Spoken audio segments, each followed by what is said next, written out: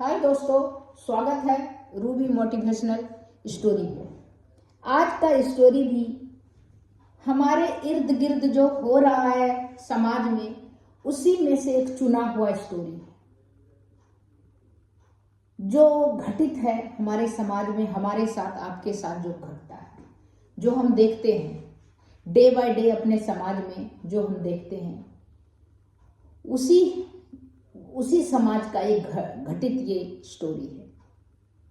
तो इसके पात्र और जगह का नाम मैं नहीं बता सकती, बट ये सच्ची घटना है। दोस्तों, एक कारपेंटर, बुजुर्ग कारपेंटर थे।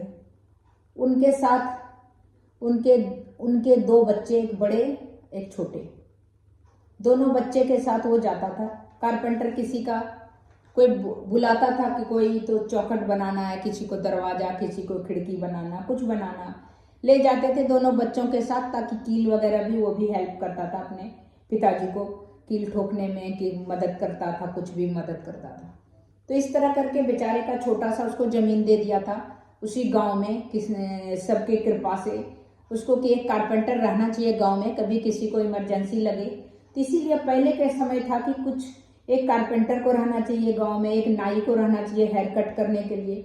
तो जो गांव का परिवेश था उसमें ये सब सुविधा था कि अच्छा हो या बुरा के दिन हो तो नाई होता है, किसी के जीने मरने में भी वो आता है, या कभी कोई फंक्शन हो, किसी बच्चे का जन्म हो, तो जो फंक्शन रिचुअल होता है हिंदू धर्म में या किसी में, तो वो क्या है, वो नाई आता है। नाई है, पंडित है, आपका कारपेंटर है, लुहार है, इन सबको भी रखा जाता है, इन लोगों को भी, ताकि कुछ काम हो तो ये लोग घर का भी काम, जैसे कभी किसी को कुछ काम है तो ये कर देते थे। उसके बदले में उनको पैसा दिया जाता था। पैसा तो कम, क्योंकि गांव में पैसा कम होता था, अपना फसल अनाज दे देता था, और साल में भी एक बार वो लोग आते थे खेत में और अनाज लेने के लिए। जैसे उनका हक होता था कि वो लेंगे अनाज, चाहे पंडित हो या कोई भी इस तरह का जो आपको कभी कभी काम देते हैं रिचुअल में किसी में, तो उन लोगों को दिया जाता है। उन लोगों के दान के लिए खेत का अनाज का निकाला जाता है कि ये पंडित को देंगे, ये लुहार को देंगे, ये कुम्हार को देंगे, मिट्टी वाले बनाने वाले को ये देंगे, लकड़ी में ठोकने वाले। तो इस तरह करके निकाला जाता है, दान का निकाला जाता था। और कोई आता था करने के लिए तो उसको अनाज ही दिया जाता था। तो उसी तरह वो जो थे बुजुर्ग क्या आप सोचिए कि मिडिल एज के थे, 50-50 साल के होंगे। दोनों बच्चों को लेके जाते थे, साथ में कील ठोक ठाक करके, बच्चे ठोकते थे, कोई काटते थे, ऐसे करके तीनों बाप बेटा मिलके काम करता था। बड़ा वाला बेटा तो अपने पिताजी के काम में ज्यादा से ज्यादा मदद करता था। छोटा वाला बेटा जो था उसको कील से ज्यादा उसकी रुचि जो कील ठोकने में नहीं थी, डांट भी सुनता था। तो एक दिन वो घर आया, अपने पिताजी को बोला कि ये जो कील ठोकने वाला है, ये जो, तो इससे जो है मैं पढ़ाई करूं क्यों नहीं करूं, सो भैया चले जाएंगे आपके साथ कील ठोकने के लिए। तो उसने, कारपेंटर को भी लगा कि शायद इसको रुचि है पढ़ाई करने में। तो वहीं पास के एक स्कूल था, और बगल और कोई उनके जिसके यहाँ ठोकने काम करने जाता था, उसके बच्चे इसी के बराबर था। तो उसके बुक्स किताब लेके मांग के, जो उसने पढ़ाई करके अगली कक्षा में वो प्रमोट हो गया था, तो जो बुक था इसको ला के दे दिया। ये अपना उसी बुक से पढ़ता था। हर साल उसी उम्र का उसके घर में बच्चे थे जान पहचान वाले का, उसका बुक्स ला के दे देता था, ये उसी को पढ़ता था, परीक्षा देता था, अच्छा करने लगा था। मतलब 8वीं 9वीं 10वीं, मतलब स्कूल की पढ़ाई उसकी हो गई, वो अपना कील ठोकना करना वो छोड़ दिया। तो इस तरह करके कारपेंटर का भी काम चल रहा था, बुक्स वो दे देता था, ये अपना एक स्लोट रहता था उसमें लिखता था, बनाता था, जैसे भी है कम ज्यादा करके ये अपना पढ़ाई कर रहा था। अब बड़ा बेटा कारपेंटर के साथ ही था, तो वो अपना कारपेंटरी सब कर रहा था, ऐसे चल रहा था। फिर इन लोग की शादी भी करा दिया दोनों का, छोटे एज में कारपेंटर ने, इसकी भी करा दिया, इसने 10वीं पास किया और इसकी शादी करा दिया। जो बड़ा वाला बेटा था कारपेंटर, उसकी पहले 1 साल पहले करा दिया। 2 बहनें के साथ दोनों भाई का शादी करा दिया, दोनों की बीवियां रहने लगी। लेकिन वो जो छोटा लड़का था उसने 10वीं किया, 10वीं के बाद वो बोला मैं बाहर आगे पढ़ूंगा। तो वो जो जान पहचान वाले थे उसके बच्चे जहाँ पढ़ने के लिए जा रहे थे, तो इसके पिताजी ने बोला मेरा बेटा भी पढ़ने में बहुत शौक रखता है, आपके बेटे अगर कहीं बाहर रहेंगे, जो कॉलेज में शहरों में रहेंगे, तो ये खाना बना दिया करेगा, काम कर दिया करेगा, उसके बदले में कुछ किताब कॉपी आप जो भी है इसको दे दीजिए, ये भी पढ़ लेगा साथ में कॉलेज में। तो उसकी भी हुई कि एक मददगार रहेगा, एक साथ में काम करने वाला साथ में रहेगा। तो वो जो है उन्होंने बोला ठीक है, इसके बच्चे को उसके साथ मिल गया। वो जो जान पहचान का जो अच्छे परिवार का था, संपन्न परिवार का था, उसके बच्चे का काम करने के लिए ये साथ में चला गया और पढ़ाई करने लगा साथ में। इस तरह उसका बच्चा तो बीए पास किया, बीए पास करके वो तो अपना घर गिरा, अपना गांव लौट गया, अपना संपन्न परिवार था, सब अपना काम धंधा बिजनेस देखने लगा। ये बीए पास करने के बाद उसी का साथ काम करते, उसको हेल्प करते, खाना बना के उसको करके, ये साथ साथ बीए पास कर गया, उसी उम्र का था।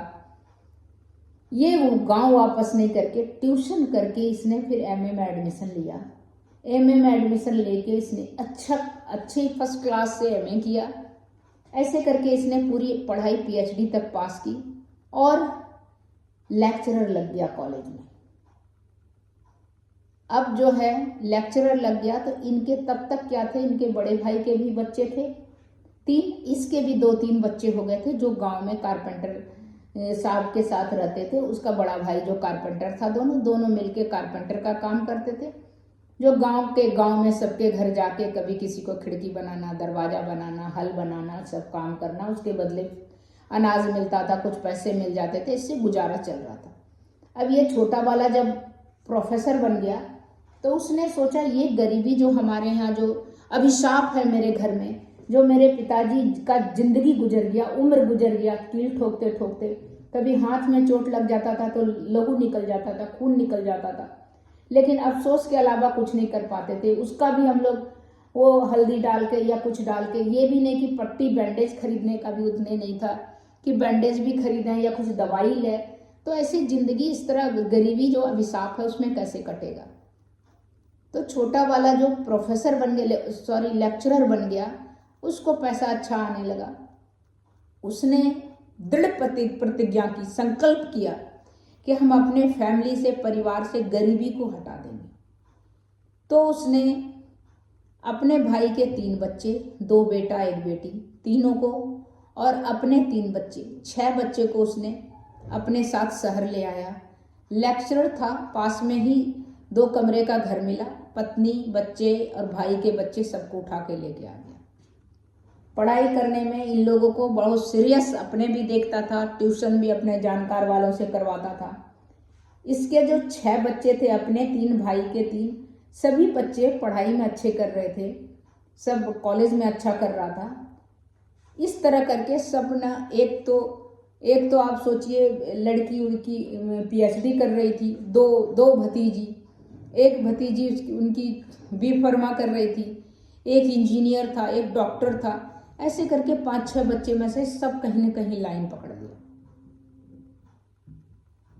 और भाई जो उसका बड़ा कारपेंटर था, पिताजी गुजर गया, अब भाई जो है वही काम करता था कारपेंटर का गांव में।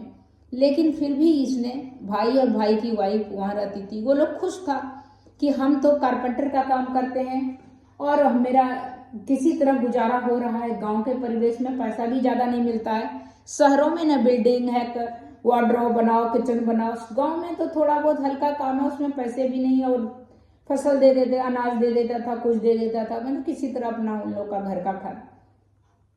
तो बड़ा भाई खुश था कि छोटा भाई ने हमारे बच्चे को ले जाके इस लायक बना दिया कि कल के डेट में वो पीछे मुड़ के हमारे तरह कांटी कील ठोक के और किसी तरह अनाज लेके गुजारा नहीं करेगा।